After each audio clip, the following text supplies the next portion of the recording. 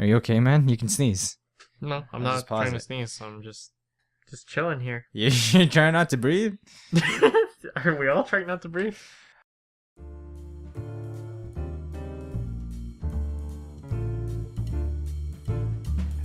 This is Neighbors IRL, a weekly challenge podcast hosted by Eddie Sang and me, Daryl. This week's challenge: learn something on Reddit.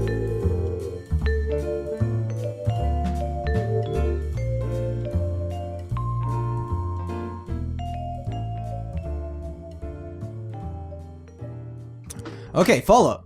Copyright John Siracusa, 2011. Do we have to do that? Net neutrality. Okay. You got to appropriate the credit where it's due.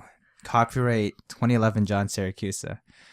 Okay. Net neutrality. All right. It was so fun to talk about last week. I loved it. It wasn't boring at all. Okay, No, listen. So I read this week that FCC is trying to sell this in a new way. You got to eliminate net neutrality to be able to have basic rights of internet for everyone in the country, even poor people.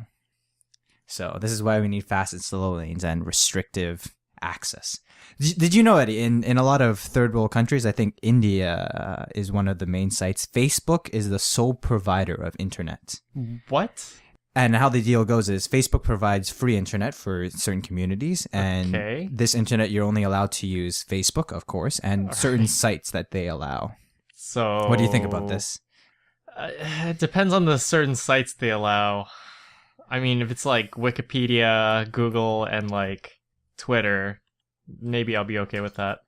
But I'm not what sure. could possibly go wrong? What could possibly go wrong? Only having access to certain sites. No, I mean that's kind of like a low ball, you know. I mean, you're setting it up so that they have internet. So I mean, you might as well just go all the way and just let them have free reign over that. I don't know. What are your thoughts on that? I don't know, but this is how the FCC is trying to sell it now. They got to provide basic internet, restricted sites to the public, and you got to eliminate net neutrality for that to happen. It's it's an interest. They are really spinning this pretty hard. I props to the marketing team or whoever is in charge of PR. I mean, they're doing really well. I just wanted to do one last thing for net neutrality, and we can move off of it. And I know how insanely interesting this is.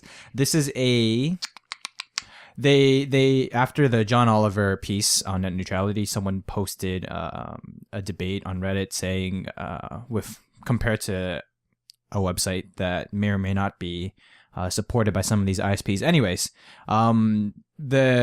it's on reason.com. I'll put the links in the show notes. But basically, what they're saying is that another reason why champions of net neutrality are saying we need this to happen is ISPs in the past have blocked things that are affecting their business. And this website is trying to say, no, that has never happened. Title II, net neutrality, and common carrier protections haven't really been in the internet while it flourished. But anyways, someone just wrote a response to all this. Username PM me a shower beer. Quote, there's nothing hypothetical about what the ISPs will do when net neutrality is eliminated. He's going to steal a comment and repost it here. So there's just a giant list here. 2005, Madison River Communications blocked voice over IP service. So this is when phone companies would try to block data type phone services because that's obviously competing with their main business.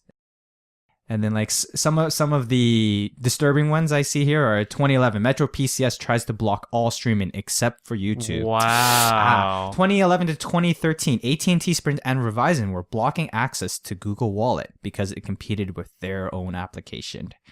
2012 AT&T tries to block FaceTime the application unless customers paid more money. So I mean, yep. I mean, okay, like part of being American is that you just get an insanely great phone plan just because you have great American telecom companies for at least mobile. So the fact that AT&T tries to screw over all these people. Especially that FaceTime one really spoke to me because I'm like, wait, so in America they sell unlimited plans, really easily. It's relatively accessible, and other carriers are trying to play this up or play this down, depending on how they're of course trying to do it.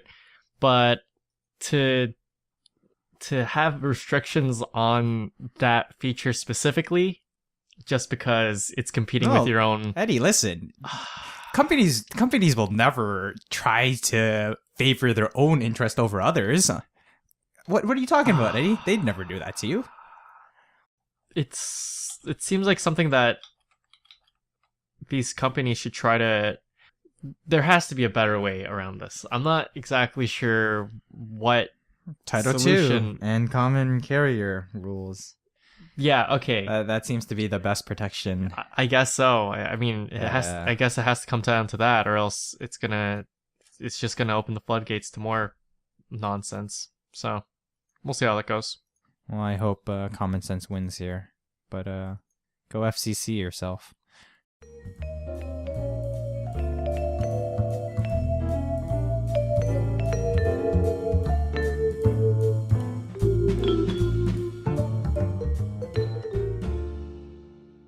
I mean, boob. That's all I had for follow-up. Copyright 2011, John Siracusa. Okay. So, Daryl, you linked me this video called The History of the World, I guess. The History of the World, I guess. What a fantastic video. I love Bill Wurst.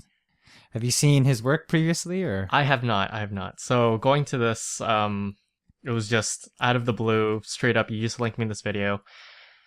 Where did you hear about this guy, and how did you find about his work? Well, obviously, I found out about him on the greatest site ever, Reddit. But how someone on Reddit described him, it's like CGP Grey on acid and a lot faster. So, that's not too far from the truth, actually. So this video that we're describing, it describes the entirety of our known history from nothingness and everythingness and from the Big Bang, really? Or really, yeah. He didn't use the words Big Bangs, but Yeah. I love the way he described it. It's nowhere and nothing, yet everything and everywhere. Exactly. And he tries to sort of break it down from like the first protons and neutrons all the way to them quarks. Current modern civilization, and it is a hell of a video that probably took a year, maybe even 2 years. I think it took him a year and 6 months or so to do the whole thing. Yes. So if you'd like to watch it before we talk about it, the link, of course, will be in the description. I highly recommend watching it. 10 out of 10 would recommend. Before listening to us talk. Listen, it's the fastest 20 minutes that'll go by in your life. Yes. I mean, in my opinion, the beginning of the video is kind of slow, but then I think as he picks up his his editing pace and his as he gets more comfortable with that sort of the entirety of that video and how it's going to project, it does get a lot better. So if you do listen to the first 3 minutes or 2 minutes of the video and you're thinking, oh, this is going to be not too great, I highly recommend just going at least 10 minutes. The first portion where he goes over the formation of the universe, the formation of the solar system, the formation of stars, the formation of the planets is kind of more sciencey and technical and appeals to more of a geologist or astro background person, but it gets into the human history pretty quickly. And that's where more people can relate, I guess. Yeah. But I don't know. I'm not sure how many people are actually interested in history, but it's quite a fun video either way. I would also recommend watching the History of Japan. That's the previous long form documentary he created. Yeah. So that I think auto plays after this one, but just to speak more to the history of the world, I guess. Okay, of course I said this before, where at the beginning I was like, Daryl, like, what are you linking me? This is some weird stuff. But as he picks up his pace and he gets into modern, or at least like medieval world history, it is a fantastic video, I thought.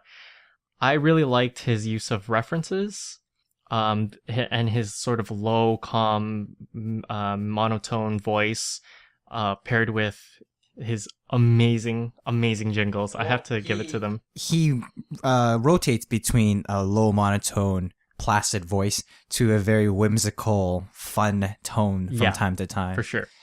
And yes, he definitely is a master of music and his command of using songs in documentaries, apparently. And a lot of his other works on his YouTube channel, he's been on for a long time, but he just recently started creating long form content. A lot of his other work is just short 10-20 seconds, and they're just all songs. And he really loves those sustained chords. I mean, I haven't really checked out the other stuff of his. Maybe like the other video called The History of the World. Even though it wasn't super memorable, but I did find the 10-second video very entertaining. I just have to give a recognition. I just want to give recognition to the fact that the script that he writes for this video, paired with the visual information and the references that were given in the video, but not really, at letting the viewer sort of connect the dots, but having, three separate or two or three separate cues to all pointing to the same things. So in this video, he'll point to, for example, Jesus and Christianity, but he'll say something like, a guy was born who said that the world was great, and then he dies, and then which sort of makes him more famous.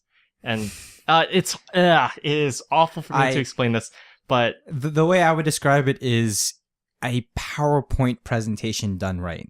Like, if you really think about it, videos and animations that that YouTube creators do is nothing. If we're trying to do like a long form learning presentation style, is really just a PowerPoint presentation.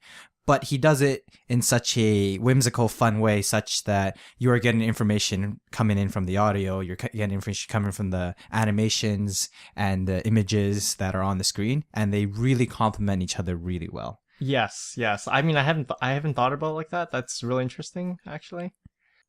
Yep. No, he's just he's a fun artist, and you should go and support him and view his stuff. But it's definitely geared more towards a modern, younger audience. I'm not sure how much people can take for some of it. It does go by at a really fast pace. It'll appeal to some people more than he goes others. through pretty much an entire history degree's worth of information in 20 minutes. And don't worry about the fact that he's going really fast, because you're not really there's no test. You're not supposed to know fun. this. It's just full of different bits of history that you sort of know in fragments, but not in any particular order that you can connect to, which is what sort of this video does. Yeah, go on.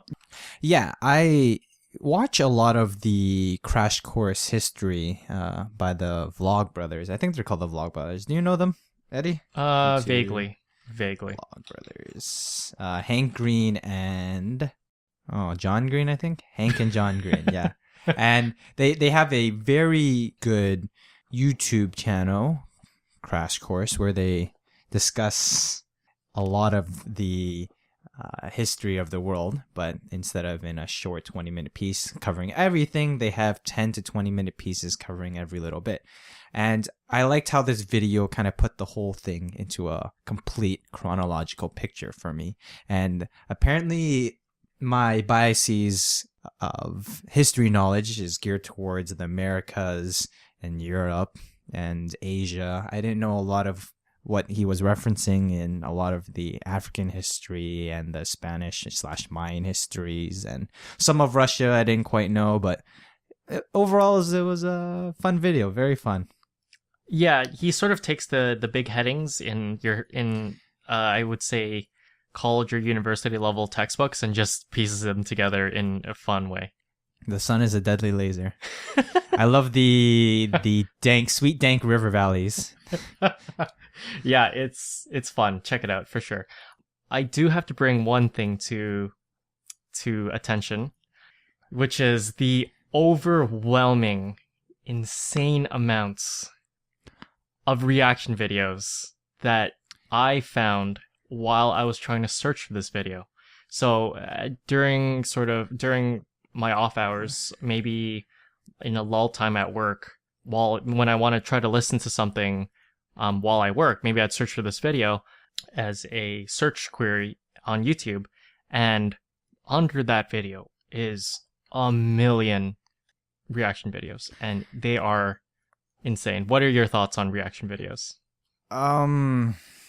You see, I actually thought of the exact same reaction too when, one of the second or third time viewing this video, the Fines Brother channel for YouTubers react to the entire history of the world, I guess.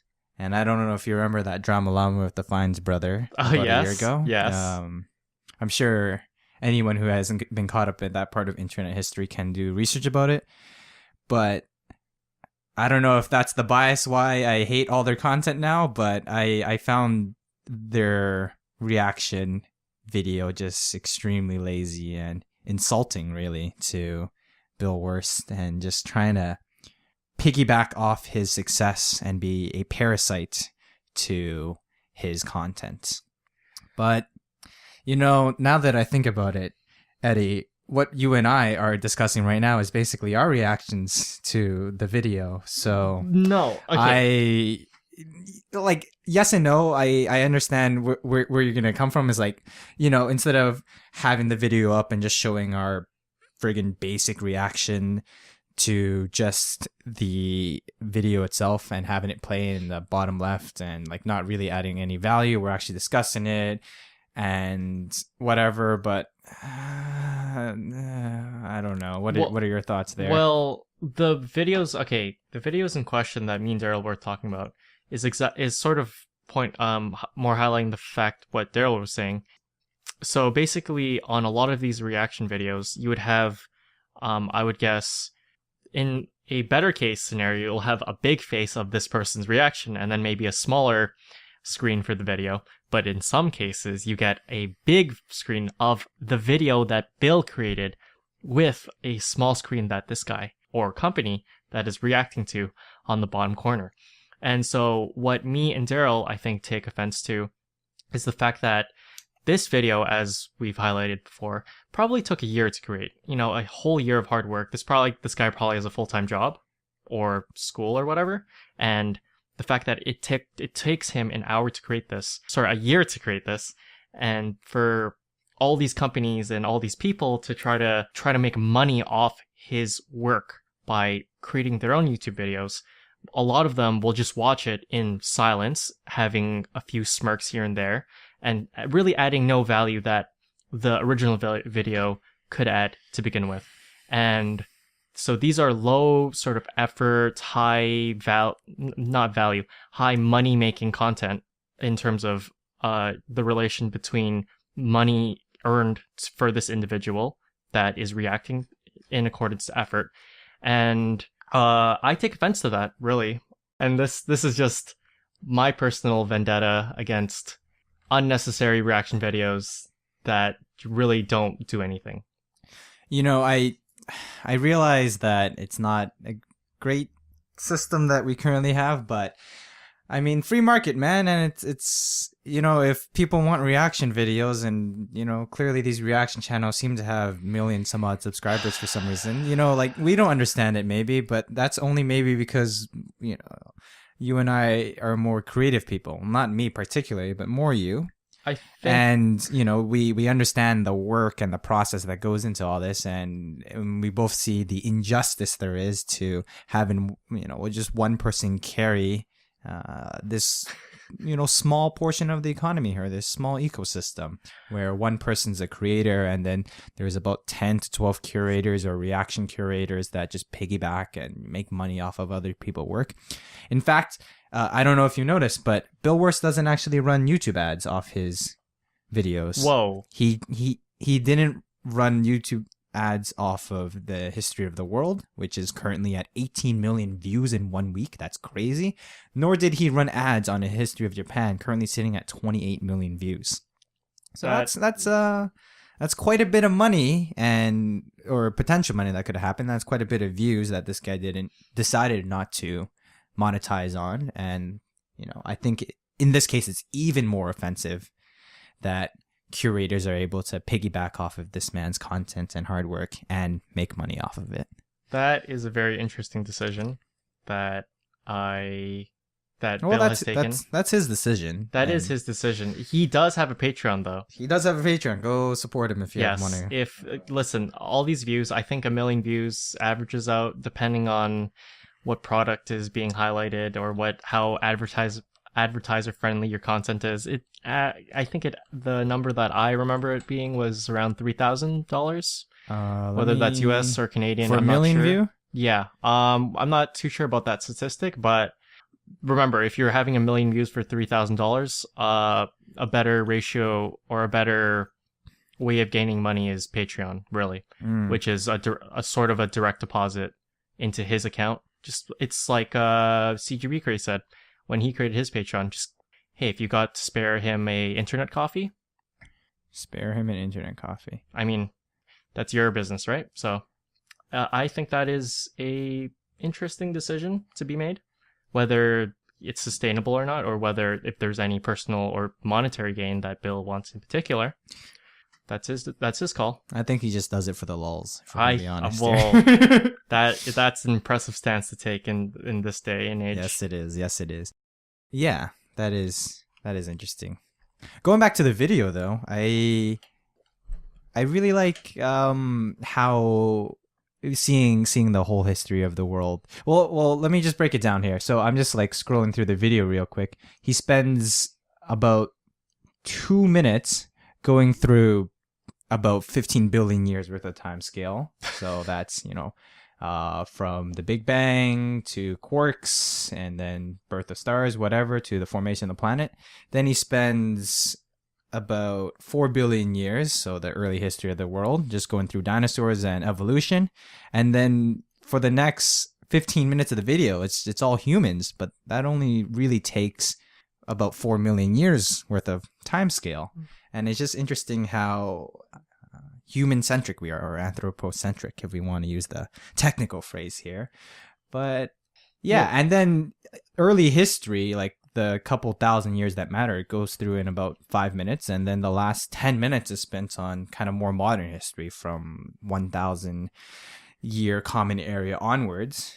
The density of information within that last 1,000 years just it's quite a contrast to the lack of information in the 16 billion years gone over in the first 2 minutes. I just found that interesting.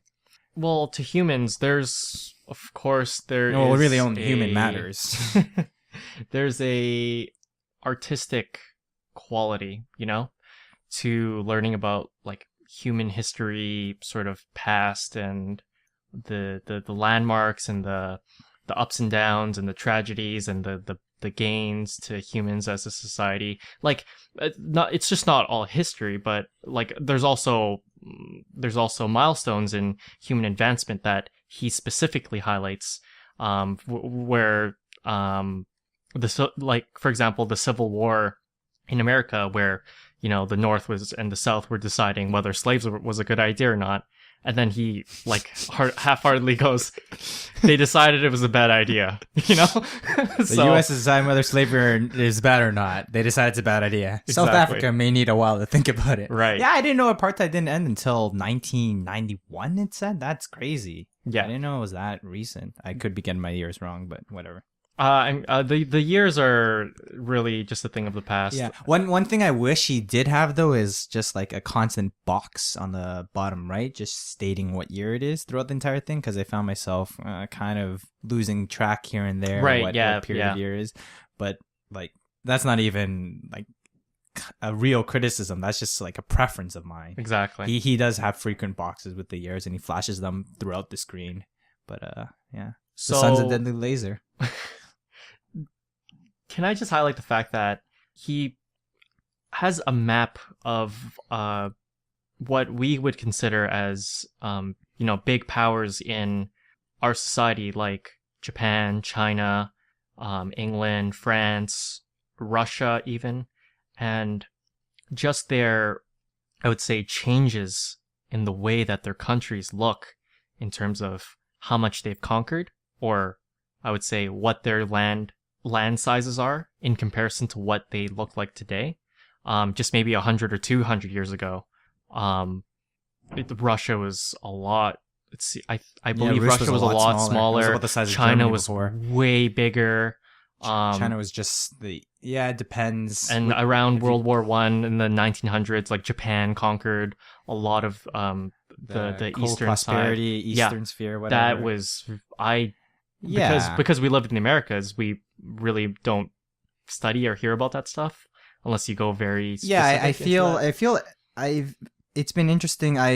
Over the past couple of years just reading Reddit, and there's always an Ask Reddit once in a while about how history is taught in certain countries. For example, they'll ask the question, "Hey Germany, how was history of World War II taught in your schools?"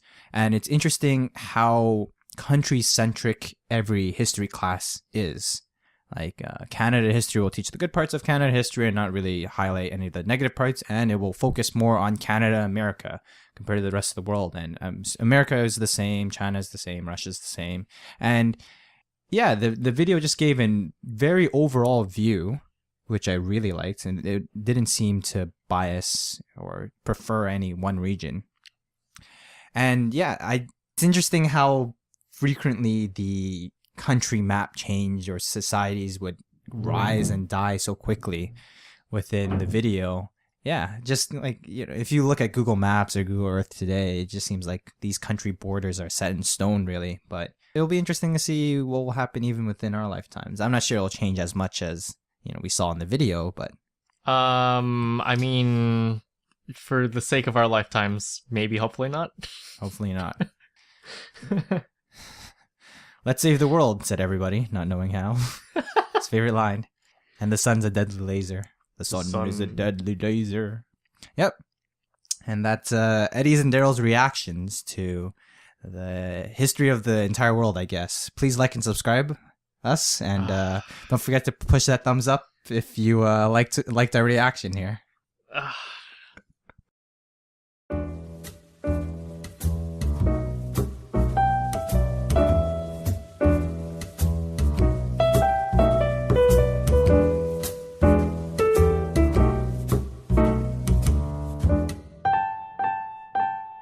All right, challenge. So this week's challenge was to learn something from Reddit. Daryl, Particularly a subreddit that had to be random. Yes, Daryl, what'd you learn? I didn't learn anything. What did you learn, Eddie?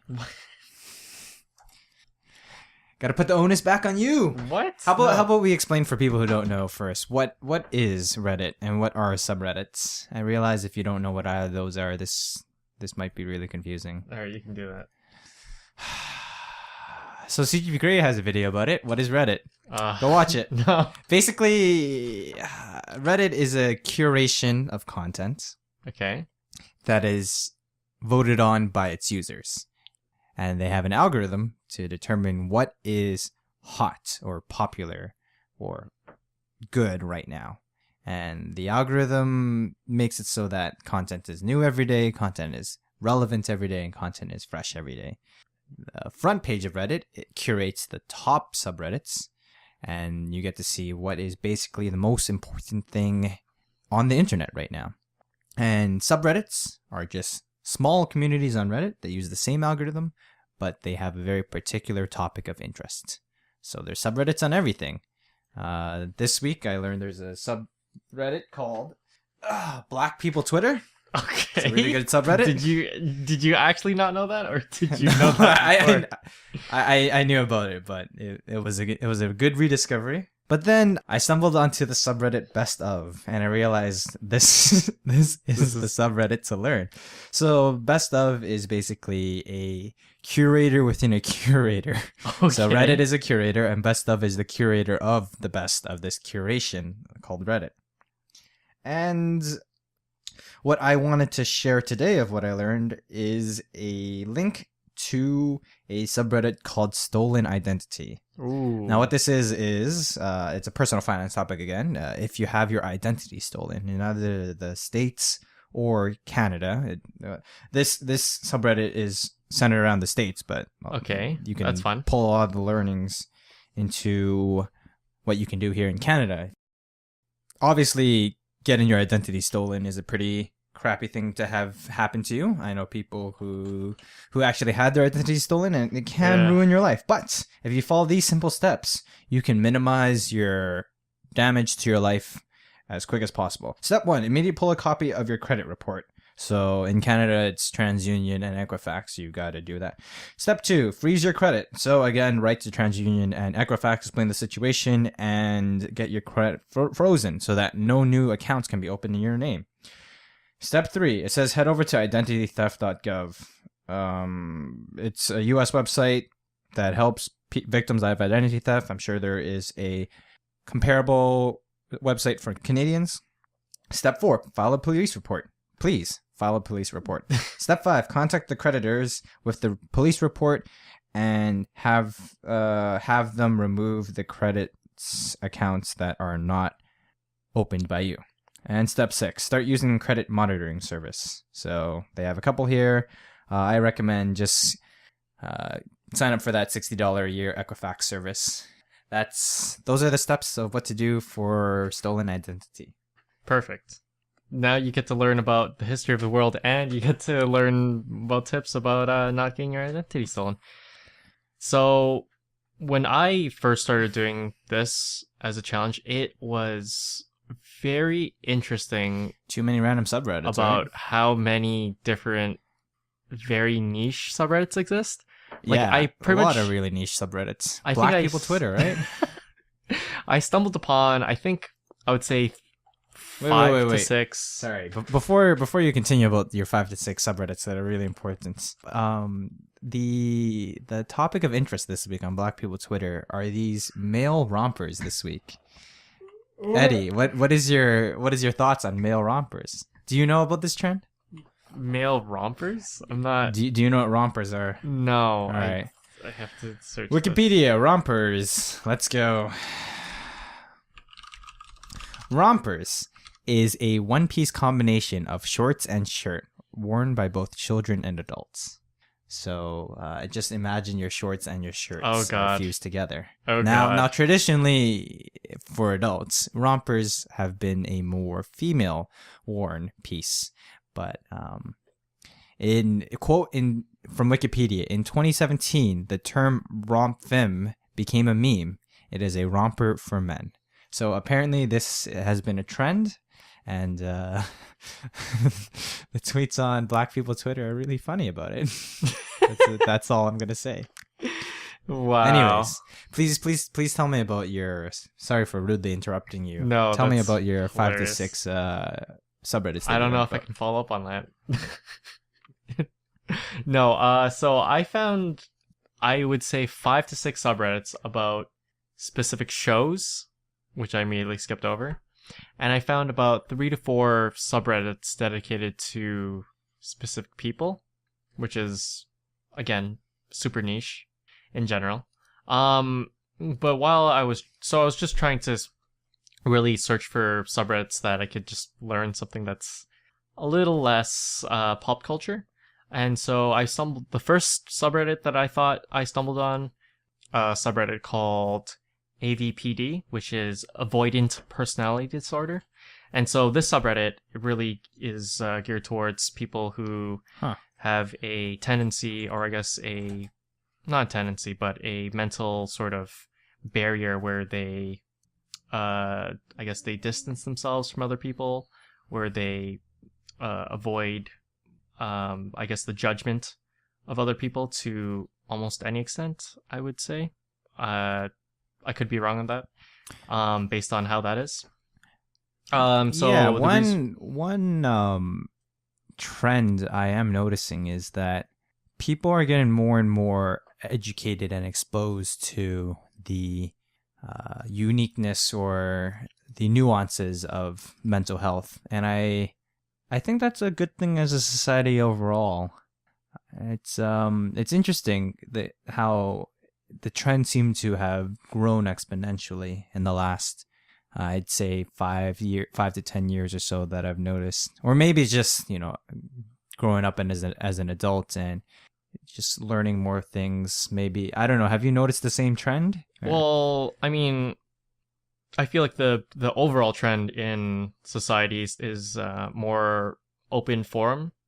So it's not just Yeah, man, and it's becoming more accepting too, and like trying to lend a helping hand, I find, but it didn't feel like that, like say 10 years ago. And from talking with other people, it seems like human society or human culture, at least as far as I can tell from my limited experience, seems to be trending towards a better future, which I like. Yeah, well, for But sure. I think eventually, you and I will probably have to deal with some sort of mental issue.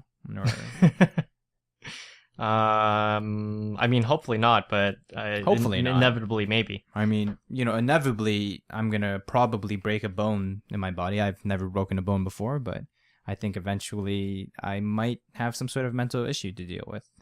We'll see. Anyways, Okay. not that I haven't already. That was a quality line to end off on. I mean, I can't speak to society like in real life in terms of how accepting it is in practical applications, but I know the power of the internet and the power of anonymity. Manifesto, man. It's easy to pronounce. Anonymity. Anyways, with that, you could really speak to more about your own personal issues and get help. I like that you can get help now. Yes, without ever speaking about who you are personally. So that's fine. And then the next subreddit I stumbled upon was one called Turning. This subreddit is all about woodworking turning. Specifically, which is a very niche thing that I never really only 11,000 readers here. Yeah, niche, 11,000. It's a sizable amount, but in the scheme of the world, not very big. In the scheme of Reddit, even on scheme of Reddit, not too not big. very big. Yeah. Yeah. So on this Reddit, just looking at some of the stuff that people have made, using wood. People really love their bowls, man. They really love turning bowls. Do they only make bowls? No, they make a lot of stuff like pens and I think ornaments. Could be vases, that sort of stuff. But it is very interesting in the fact that you just need, I think, 3 sets of things to get started. One is something called a lathe, and some tools to work on the lathe, and a face shield for protection. So, are you gonna get into this hobby? As Eddie, as everyone knows, pretty much, you are a hobby churning man. You switch hobbies every half year. Every season, it seems. You just get really into a hobby and then you switch on to the next one. I switch From hobbies. what I can tell. I switch hobbies faster than McDonald's switches workers, but I mean that turnover, Apple turnover. It's maybe something I'll get into later. Maybe when I have more space or to store equipment. Right now, a lot of hobbies require breathing room, living space. Yeah, I mean, tinkering with things has always been something that I've been really interested in. It's especially hobbies with a lot of modularity. For example, if I know I was into cars, I would go crazy on car parts, only because of the availability. All right, listen, I know you're looking into buying a Subaru right now, but Eddie, I'm going to tell you right now, you don't need a Subaru if you're living in Markham. I'm going to advise against it here. Now, I do love Subarus. They're great cars, but I don't know about the application of a Subaru in the suburbs. We'll see, man. We'll see. Maybe I'll just show up one day in my Subi. In my modded out Subi with decked out rims and whatnot.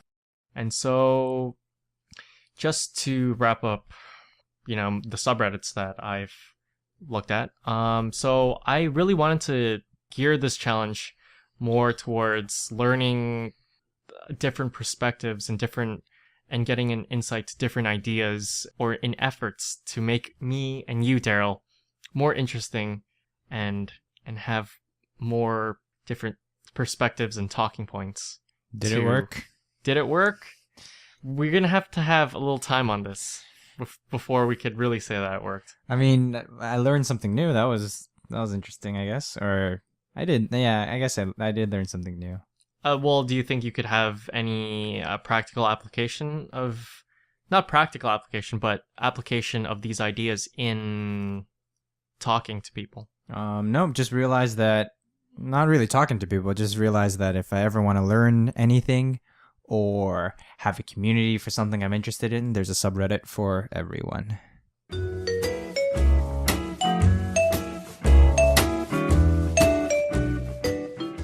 Okay, great.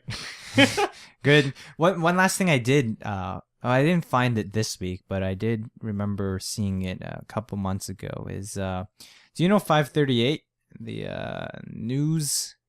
538? 538. That's oddly specific time. No. It's a website by Nate Silver. Do you know Nate Silver? No, Anyways, it's kind of like a news/politician website, but they do a lot of statistical analysis and maths or whatever. All very fun stuff. Anyways, they did a story or a article about the subreddit The Donald.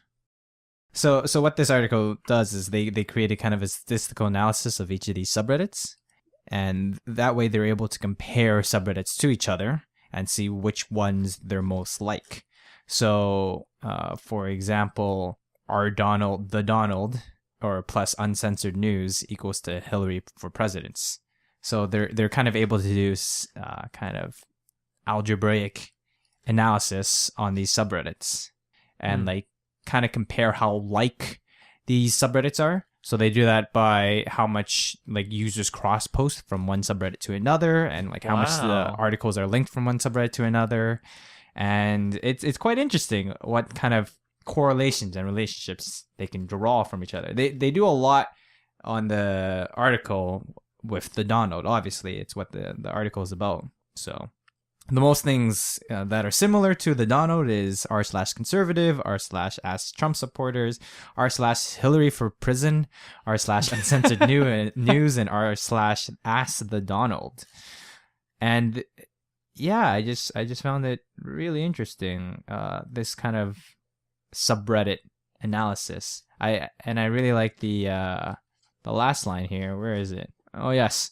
So yeah, one of the last line is, if you take r/personal finance, a subreddit I've talked about before, and subtract the subreddit frugality, or r/frugal, which is about kind of being frugal and saving money, the most similar subreddit is r/Wall Street Bets, which is a very extreme subreddit who kind of does really what's the word for just betting on the Wall Street, really. You know what I'm talking about, right? Speculators. Yes, that's the word. Wow, that took a while. I'm gonna edit all this out. Don't worry, we could play Taboo together sometime. All this out.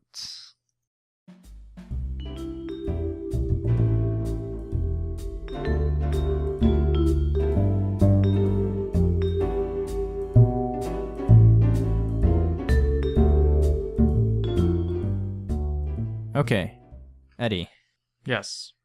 Challenge? Yes, this week's challenge, or upcoming week's challenge.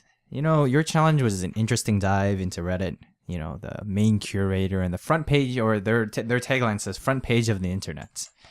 And I would not know what to do without Reddit, really, sometimes. But you know, this week I felt I used Reddit a little too much. Oh no. And you know, Eddie, as a weekly challenge podcast, our mission statement is to try to better ourselves as human and try new things. No. And have self-control and discipline. Let's not do this. So this week, let's not do this.